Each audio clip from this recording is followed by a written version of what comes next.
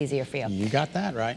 Many of us are often worried about our babies. It could be our kids. They could be grown. During this pandemic, we could be going a little bit too far, though, trying to keep them safe. Dr. Laura Saunders is a psychologist at the Institute of Living at Hartford Hospital. We're talking about COVID paranoia. I know a couple of people who have this, Dr. Saunders. I do too. And it's, you don't know what to do. You're there. Some of these people have been inside since March, and they haven't really been making an attempt to come out, socially isolating themselves. And, they have good reasons, and you don't know what to do. But that has its own risks, right? Yes. So Scott and Kara, the concern I have, and this is sort of a term that I've coined based on things that clients have said to me, that they've, made comments, oh, that kid is COVID paranoid, or that mom is COVID paranoid. It's not a true diagnosis. It's one that's sort of evolving. But I think what's concerning to me is that this COVID paranoia really restricts their behavior.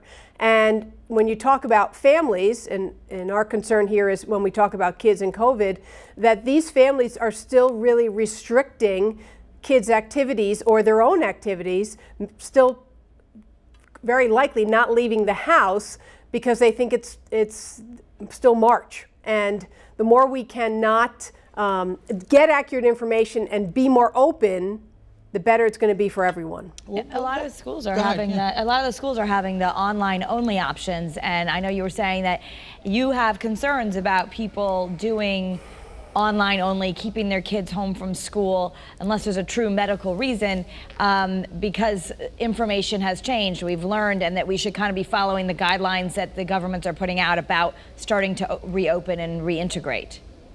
Right, and I understand that in the spring there was some, mixed pieces of information, right? They would give a piece of information and then curtail it or take it back. And I think that just fueled some people's underlying anxiety or paranoia. But we have pretty good information now. The information's fairly consistent. In Connecticut, we're just over a 1% positivity rate.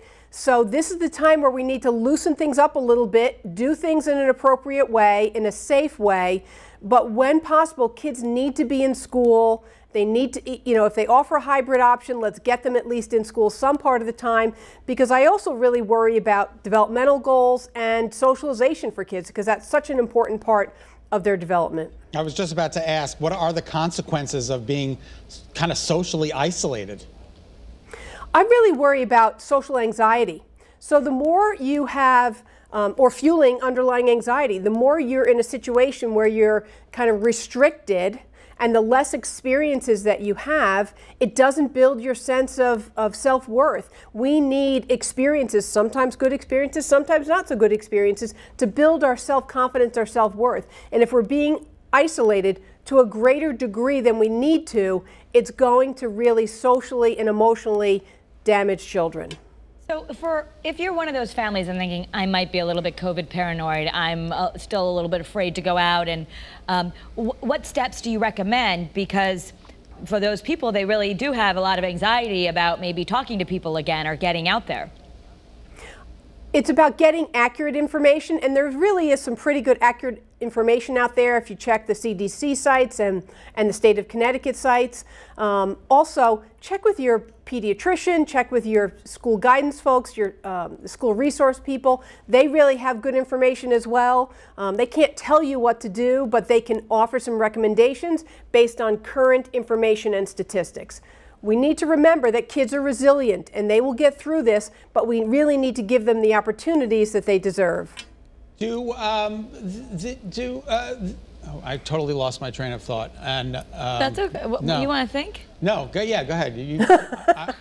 I can keep going if you'd like. Do these people that are social, COVID paranoia, do they have other social underlying issues? So again, this is not a true diagnosis, at least not yet. It isn't. But I think that very often it taps into underlying anxiety or underlying depression, and the situation just exacerbates it. So there may be something underlying there that also needs to be addressed. But the less we get out into the world and have experiences, it only fuels social anxiety. It only fuels isolation, and isolation really fuels depression. So we need to tap into our resiliency. We really need to look at the support and the resources out there, because we need to remember that physically distanced does not mean we're socially disconnected. Right. You know, I think it's very important. Yeah, I mean, and I think that doesn't mean we go the other way. People have quarantine fatigue. I know that you're a big proponent of still making sure that you have physical distance, that you're wearing masks, that you're getting together in pods. So you're not saying go out and pretend this isn't happening, but you do need to have that socialization for proper development. Yes, we need to go out to the extent that the state guidelines are giving us. So the state guidelines are not saying, like they were in March, basically stay home and stay safe. That's not what the guidelines are saying anymore. They're saying that we can go out. You know, we have school as an option. Many schools are doing hybrid or all-in-school options. So we need to move things to the extent that we can. That's the only way we're going to move things socially and emotionally for our kids and for ourselves as parents and families. Absolutely. All right. Thank you, Dr. Saunders.